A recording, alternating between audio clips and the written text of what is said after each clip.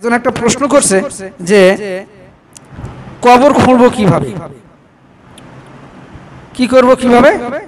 কবর, কবরের ব্যাপারে বলা আছে লাহাদ আর শাক, দুই প্রকার কবর, লাহাদ আর শাক। লাহাদ কোনটা? কবর খুঁড়লাম, খোঁড়ার পরে পশ্চিম দিকে আবার একটু কি করে নিয়ে গেলাম, ওই কি বলবো ধন করে আবার পশ্চিম দিকে একটু গর্ত করলাম, এই যে এভাবে নামছে তো, এই পশ্চিম দিকে আবার ধন করে নিয়ে চলে যেতে হবে। নিয়ে যাওয়ার পর লাশটা পুরোপুরি এভাবে উল্টে দিতে হবে, কাট করে দিয়ে এই সাইডে বাঁশ দিয়ে মাটি দিয়ে দেবেন, কবর মাটি দিয়ে পুরে দেবেন। এটা ভালো কবর, উত্তম কবর। আর একটা আছে শাক, শাক কবরটা হলো এই যে সিন্ধু কবরের মতো, যেমন সিন্ধুকের মতো পুরাটা করলেন, করার পরে এই কবরের মাঝখানে আবার যায় নিচে কি করা, 1-1.5 হাত গর্ত ভিন্ন করে করা, করে ওইটার উপরে বাঁশ দিয়ে দেওয়া, দিয়ে বাকি অংশটুকু খুব পুরা মাটি দিয়ে দেওয়া। এটা হলো কবর দেওয়ার সিস্টেম। কিন্তু আমরা অনেকে অনেক রকম ভাবে দেই, এটা হলো উত্তম নিয়ম। ইবনে মাজা, তিরমিজি শরীফে এই কবরগুলোর কথা এসেছে, আমরা এইভাবে দিতে পারি। আবার অনেকে দিচ্ছে আমরা কি কবর খাড়া ভাবেই করতেছি, কেউ পুরাপুরি বাঁশ খাড়া ভাবে দিয়ে দেই, আবার কেউ কি করি ছোট ছোট করে সাইড দিয়ে দেই।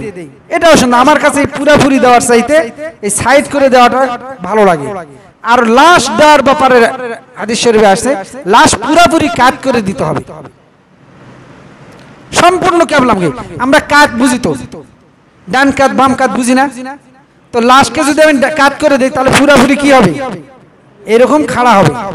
এটাই হলো সুন্নতি নিয়ম। আমরা এভাবে দেওয়ার চেষ্টা করব। 2-1 জায়গা দিয়ে আবার ফিরে আসতেছে, 2-1 জায়গা যাই বললাম যে ভাই এভাবে দেন, কি আর ফতুয়া আমি দিব, আমাকে ফতুয়া দিয়ে ডুবে রাখলো, হ্যাঁ মুখ ঘুরে দিলেই হবে। কিন্তু নিয়ম কি, পুরাটাই কাট করে দাও। বিসমিল্লাহি ওয়া আলা মিল্লাতি রাসূলিল্লাহ, রাসূলের নামে দিয়ে আসলাম, কিন্তু রাসূলের নামে তো আমরা পুরা দেই না, মাথা কোনা এভাবে মটকায় ঘুরে দিচ্ছি, হলো নাকি? হাতটাও সব তো অন্যদিকে থাকলো। এই জন্য নিয়ম হলো পুরোপুরি এভাবে কাট করে দাও। আমরা এই আমলটা করবো তো ইনশাল্লাহ। আপনার সমাজে আপনারটা দিবেন, আপনার বাপ মরে যাবে আপনি দিবেন, আপনার ভাই মরে গেলে আপনার হক দাও আপনি তো দিবেন।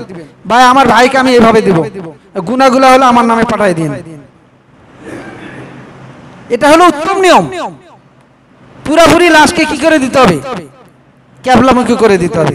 আর সবচেয়ে সুন্দর হলো যদি আমরা লাহাদ কবরগুলো খুঁড়তে পারি, কবর খুঁড়ে কবরের পশ্চিম সাইডে গর্ত একটু বড় করে দিয়ে লাশটা পুরাপুরি ওখানে ঢুকে দিয়ে কাট করে দিয়ে এরপরে মাটি দেওয়া। আল্লাহ তাআলা আমাদের আমল করার তৌফিক দান করুন।